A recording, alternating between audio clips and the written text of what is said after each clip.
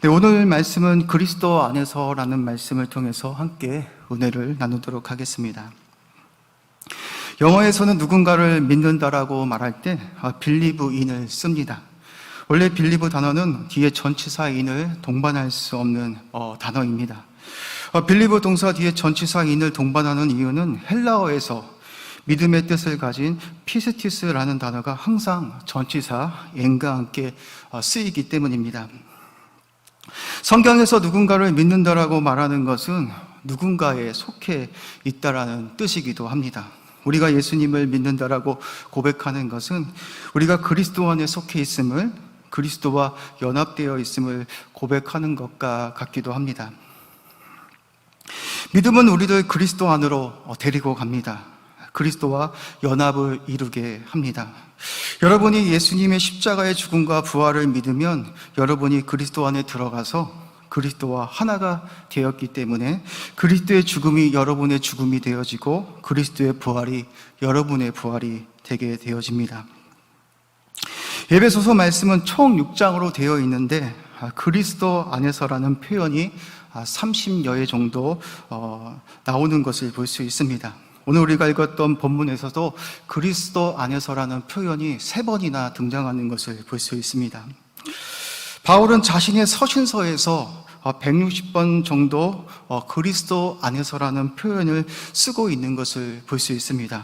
그리스도 안에서라는 말씀을 많이 언급했다라는 것은 그만큼 사도 바울이 그리스도 안에서라는 말씀을 중요하게 여기고 있다라는 말씀이기도 합니다.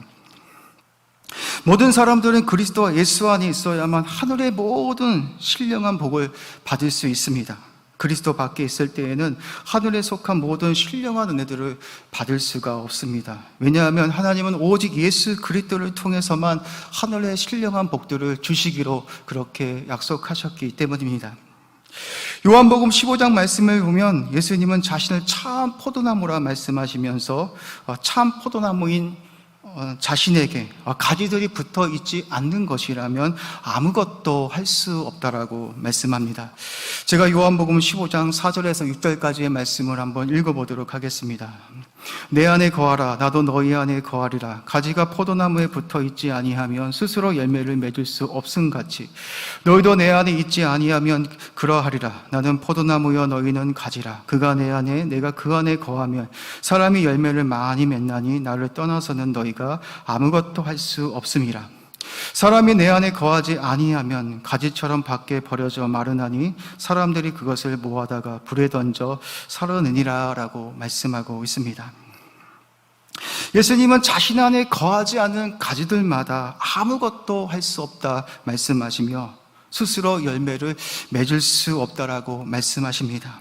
스스로 열매를 맺을 수 없다는 것은 하나님이 예수님을 통해서 약속한 하늘의 모든 신령한 은혜들을 받을 수가 없다라는 말씀이기도 합니다.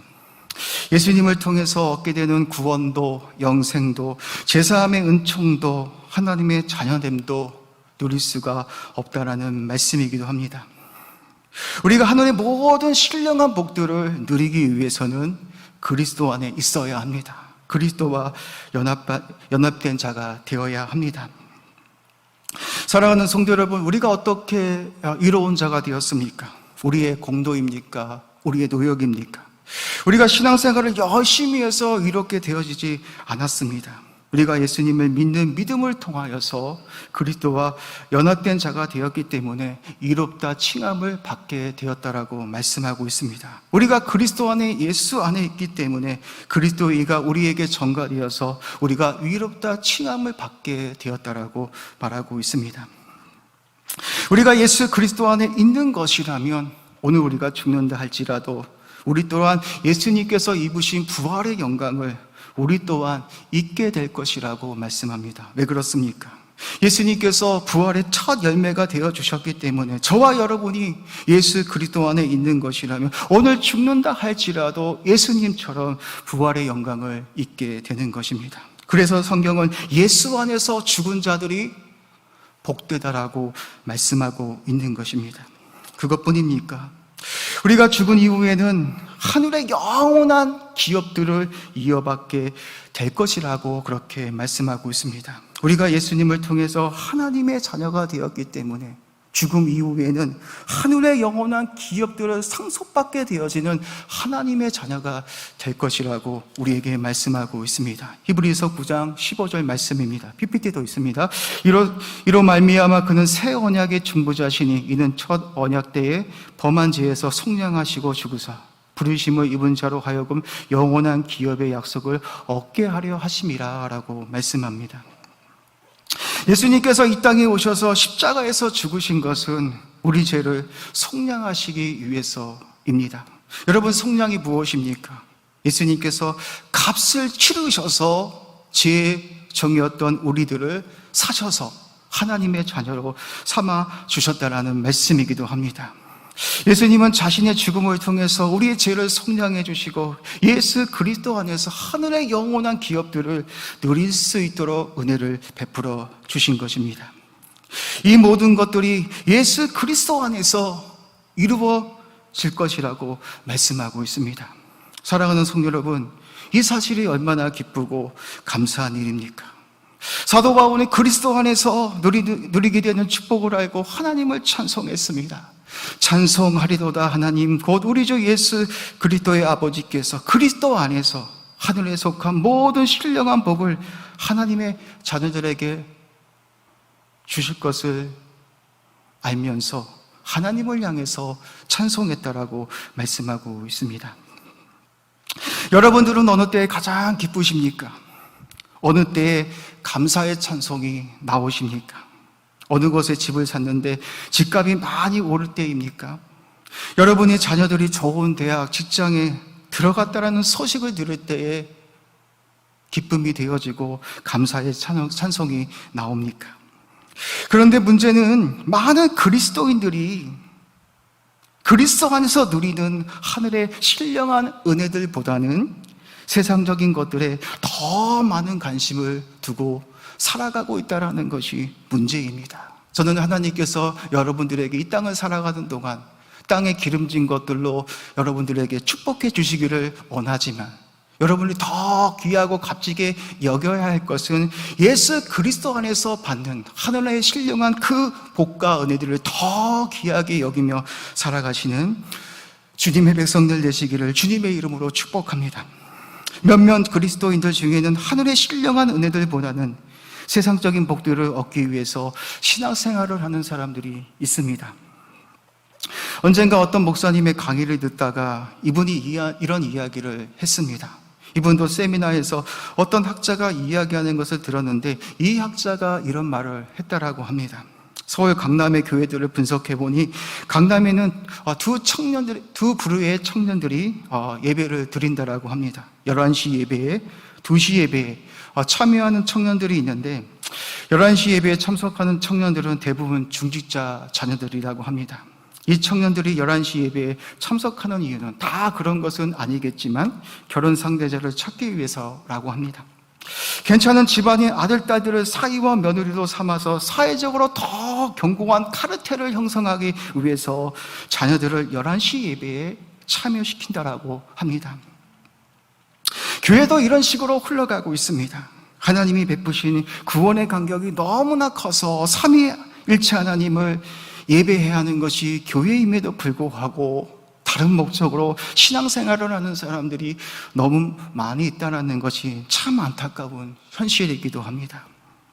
우리의 신앙은 어떻습니까? 하나님이 예수님을 통해서 우리의 인생 가운데 베푸신 은혜가 너무나 크고 놀라워서 삼위일체 하나님을 찬양하는 신앙인이 되어야 하는데 하나님의 영광보다는 다른 목적을 위해서 신앙생활을 하고 있지는 않습니까?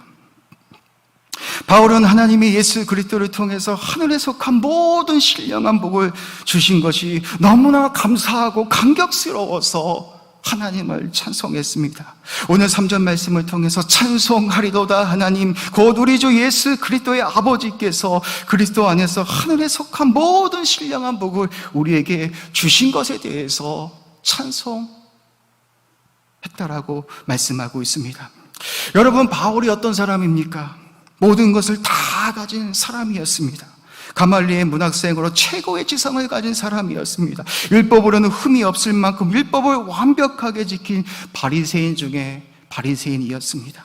그런 바울이 예수 그리스도 안에서 하늘에 속한 모든 신령한 복들이 있다는 것을 발견하게 되자 바울이 어떻게 살아갑니까? 자신이 가진 모든 것을 다 배설물로 여기고 그리스도를 얻고 그 안에서 발견되기 위해서 예수라는 표대를 향해서 한평생 달려갔다라고 그렇게 고백하고 있는 것을 볼 수 있습니다. 제가 빌립보서 3장 7절에서 10절까지 말씀을 읽어보도록 하겠습니다. PPT도 있습니다. 같이 한번 띄워주십시오.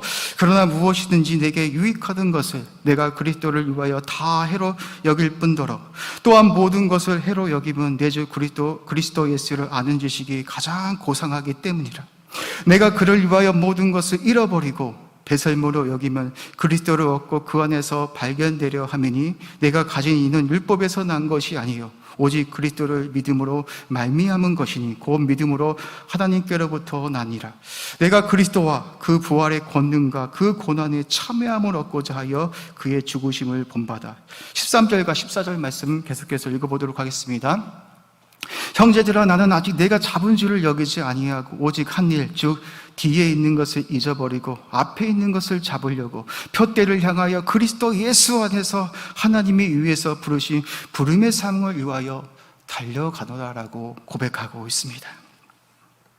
바울은 그리스도 안에 하나님의 모든 신령한 복이 있음을 발견하고 자신이 유익했던 모든 것들을 다 배설물로 여기고 그리스도를 얻고 그 안에서 발견되기 위해서 한평생 예수라는 표대를 향해서 달려가겠다라고 고백하고 있습니다. 이제 이틀 후면 동경올림픽이 개막이 되어집니다. 올림픽의 꽃은 100m 단거리입니다. 바울이 실제 살았던 시대에도 올림픽의 꽃은 100m 단거리였습니다. 100m 단거리 선수들은 고린 지점에 도달하기까지 온 힘을 다해서 달려가야 합니다. 뒤를 돌아보는 순간 1등으로 골이 날 수 없습니다. 1등으로 들어온 선수에게는 황제가 월계관을 씌워줍니다. 우승한 선수는 월계관을 받기 위해서 황제가 앉아있는 황제석으로 올라갑니다. 그 순간 군악대들이 빵빠레를 울려줍니다. 그리고 황제는 1등한 선수의 이름을 호명하고 우승한 선수에게 월계관을 씌워줍니다. 바울은 이 장면을 생각하면서 하나님의 장차 자신에게 주실 면류관을 기억하면서 그 영광의 그날을 생각하면서 오직 예수라는 표대를 향해서 달려갔습니다. 자신의 모든 것을 다 잃어버리고 오직 예수 그리스도를 알고 그 안에서 자신이 발견되기 위해서 오직 예수라는 표대를 향해서만 달려갔다라고 고백했습니다. 왜 이렇게 했을까요?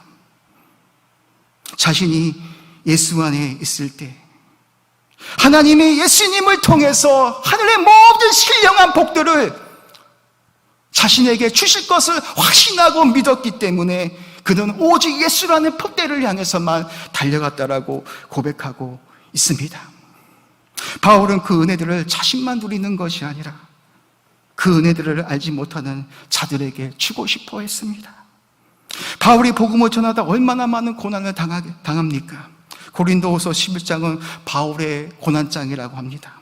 바울은 자신의 고난에 대해서 이렇게 말하고 있습니다. 우리 PPT도 한번 올려주십시오.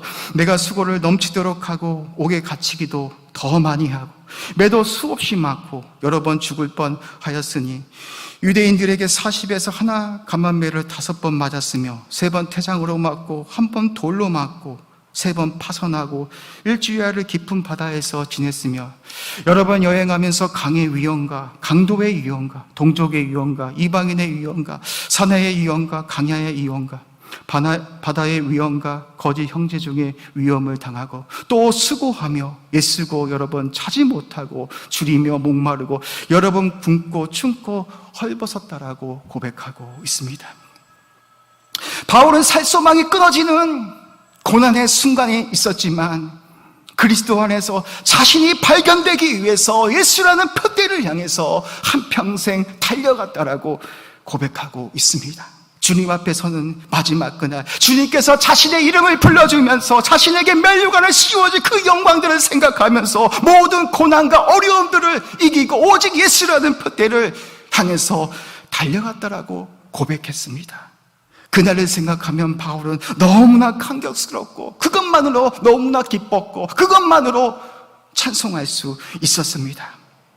바울은 그리스도 안에서 하나님의 약속하신 하늘의 모든 신령한 은혜들을 누리게 될 것을 확신했기 때문에 살소망이 끊어지는 순간 속에서도 하나님을 향한 믿음을 절대로 버리지 않았습니다. 바울만 그랬겠습니까?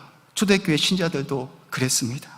그리스도를 부인하라는 핍박 속에서 초대교회인들은 그리스도를 부인하지 않고 카타금 동굴에 들어가서 신앙생활을 해야 했습니다.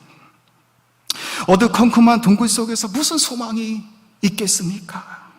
그런데 초대교회 그리스도인들이 카타금 동굴에 그려놓은 벽화들을 보면 기쁨과 소망과 감사의 벽화들이 넘쳐났다라고 합니다. 왜 그랬겠습니까? 그 어두컴컴한 카타콤 속에서 소망을 그릴 수 없는 그 어두컴컴한 카타콤 속에서 어떻게 그들은 기쁨을 잃어버리지 않고 감격을 잃어버리지 않고 그렇게 하루하루를 버틸 수 있었던 그 힘은 도대체 어디에서 나오는 것이었겠습니까? 바로 자신들이 예수 그리스도 안에서 누리게 될 영광들을 알았기 때문입니다.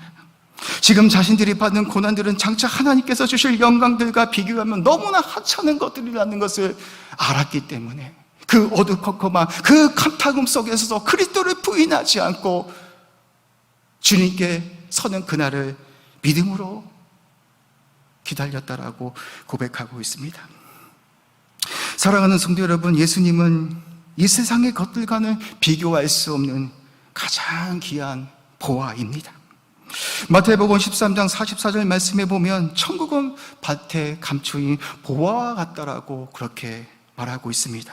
천국은 마치 밭에 감추인 보화와 같으니 사람이 이를 발견한 후 숨겨두고 기뻐하며 돌아가서 자기의 소유를 다 팔아서 그 밭을 산다라고 말씀하고 있습니다. 예수님은 이 세상의 것들과는 비교할 수 없는 가장 귀한 보화입니다. 우리의 모든 것을 다 들여서라도 우리의 생명을 잃어버려서라도 사야 하는, 얻어야 하는 가장 귀한 보화이기도 합니다. 사랑하는 성도 여러분, 교회는 다른 것을 가르쳐주는 것이 아닙니다. 예수에 대해서 가르쳐주는 것입니다. 이 땅에서 잘 먹고 잘 사는 법을 가르쳐주는 것이 교회가 아니라 예수 안에 참된 생명이 있고 예수를 통해서만 하늘의 신령한 복들을 누릴 수 있다는 것을 가르쳐주는 것이 교회입니다. 예수를 통해서 누리게 될 이 영광스러운 복음들이 교회 안에서 더 많이 선포되어야 합니다. 그런데 요즘 그리스도인들은 예수 안에서 누리게 되는 이 영광스러운 복음들에는 별로 관심이 없는 것 같습니다. 제가 전에 사역하던 곳에서 예수님 십자가, 보혈 이런 설교를 하니까 어느 청년이 저에게 찾아와서 이런 말을 하는 겁니다. 목사님, 이런 말씀들 많이 들었으니 사회생활에 도움이 되는 그런 말씀들을 해달라는 요청이었습니다. 이 청년뿐이겠습니까? 너무 많은 그리스도인들이 예수라는 복음보다는 심리적이고 재밌고 사람의 마음을 울컥하게 하는 그런 설교들을 더 원하는 시대를 살아가고 있습니다. 물론 이런 설교도 필요하지만 오직 사람을 변화시키는 것은 예수 그리스도 복음밖에는 없습니다. 오직 복음만이 사람을 구원하는 하나님의 능력이라고 바울 사도는 그렇게 고백한 것처럼 예수님을 바로 알고 믿어 성령을 통하여 복음의 능력을 우리가 알게 되어질 때 그것이 우리의 힘이 되고 능력이 되고 소망이 되는 것입니다. 우리는 어느 찬송가의 가사처럼 예수님이 우리를 위하여 죽으시고 부활하셨던 그 이야기들을 또 들려주세요 라고 고백할 수 있어야 합니다. 두 번째는 하나님이 그리스도 안에서 행하실 일은 하나님이 창세전에 우리를 택하시고 그리스도를 통해서 자기의 아들들이 되게 하셨다라고 말씀합니다. 우리 다 같이 오늘 본문 4절에서 5절까지의 말씀을 한번 읽어보도록 하겠습니다. 네, 같이 읽겠습니다. 시작. 곧 창세전에 그리스도 안에서 우리를 택하사 우리로 사랑 안에서 그 앞에 거룩하고 흠이 없게 하시려고 그 기쁘신 뜻대로 우리를 예정하사 예수 그리스도로 말미암아 자기의 아들들이 되게 하셨으니. 아멘. 하나님은 창세전에 하나님의 백성들을 택하시고 하나님의 기쁘신 뜻대로 예정하사 예수 그리스도로 말미암아 자기의 아들들이 되게 하셨다라고 말씀하고 있습니다. 여기서 그의 기쁘신 뜻대로 우리를 예정하셨다라는 말씀은 하나님을 우리를 선택하실 때 아무런 목적 없이 우리를 선택한 것이 아니라 어떤 커다란 구원의 목적을 가지고 저와 여러분들을 선택하여 주시고 하나님의 자녀로 삼아 주셨다라는 말씀입니다. 하나님이 하나님의 백성들을 창세전에 선택하였지만 누구를 통해서 하나님의 자녀가 되게 하셨습니까? 5절 하반절 말씀에 보면 예수 그리스도로 말미암아 자기의 아들들이 되게 하셨다라고 말씀하고 있습니다. 이 말은 예수 그리스도를 믿는 믿음을 통하여서 하나님이 우리를 하나님의 자녀로 삼아주셨다라는 말씀이기도 합니다. 하나님은 창세전에 우리를 하나님의 자녀로 선택하여 주시고 우리에게 믿음의 선물을 주셔서 예수 그리스도를 영접할 수 있는 은혜를 주셨습니다. 여러분들이 예수님을 믿고 싶다고 해서 믿어진 것이 아니라 예수님을 믿을 수 있는 그 믿음을 하나님께서 선물로 주셨기 때문에 여러분들이 예수님을 믿고 영접하여서 하나님의 자녀로 삼아주셨다라고 말씀하고 있습니다. 예수님을 통해서 우리의 모든 죄를 속량하셔서 하늘의 모든 신령한 은혜들을 누릴 수 있도록 그 기쁘신 목적을 가지고 창세전에 저와 여러분을 선택하여 주시고 예수 그리스도를 통하여서 하나님의 자녀가 되게 하셨다라고 말씀하고 있습니다. 여러분, 이 은혜가 얼마나 크고 놀랐습니까? 우리같이 부족하고 실수 많은 자들을 창세전에 하나님께서 기억하시고 선택하여 주셔서 예수님을 통하여 하나님의 자녀가 되게 하시고 예수님을 통해서 하늘의 신령한 모든 복들을 누리게 하셨으니 얼마나 크고 놀라운 축복입니까? 이것으로, 이 은혜 하나만으로 감격스럽고 찬송하고 내가 고난 중에 있다 할지라도 이 은혜 하나만으로 감사할 수 있는 저와 여러분들이 되어야 하는데 이런 감격들은 다 잃어버리고 세상 사람들이 원하는 그런 복들을 누리지 못해서 오늘도 원망하고 불평하고 그렇게 살아가고 있지는 않습니까? 저도 제 자신을 생각할 때마다 왜 하나님께서 많고 많은 사람들에게 저같이 부족한 사람을 하나님의 자녀로 삼아주시고 목사로 불러주셨는지 이해가 되지 않을 때가 너무나도 많이 있습니다. 저보다 똑똑하고 잘난 사람들도 너무나 많이 있을 텐데 여전히 목사가 되었음에도 불구하고 하나님의 뜻대로 살아가지 못하는 저 자신을 보면서 저 자신도 이해가 되지 않을 때가 많이 있는데 저 같은 사람을 하나님의 자녀로 불러주시고 목사로 세워주시고 예수 안에 거하게 하여 주셔서 예수를 통하여 하나님의 신령한 복들을 누리게 하시니 이 어찌 감사한 일이 아니겠습니까? 여러분들도 마찬가지입니다. 하나님께서 뭐가 잘나서 뭐가 특별해서 하나님의 자녀로 삼아주셨겠습니까? 오직 그분의 은혜로 거저주시는 그분의 은혜로 말미암아 창세전에 저와 여러분을 선택하여 주시고 하나님의 자녀로 불러주셔서 예수 그리스도를 통해서 하늘의 그 신령한 복들을 누릴 수 있는 은혜를 주셨으니 우리가 어떻게 살아가는 것이 마땅하겠습니까? 바울은 이렇게 말하고 있습니다. 그 은혜를 받은 자들은 그분의 은혜의 영광을 찬송하는 자들이 되어야 한다라고 고백하고 있습니다. 제가 6절 말씀을 읽어보도록 하겠습니다. 이는 그가 사랑하시는 자 안에서 우리에게 거저 주시는 바 그의 은혜의 영광을 찬송하게 하려는 것이라. 아멘.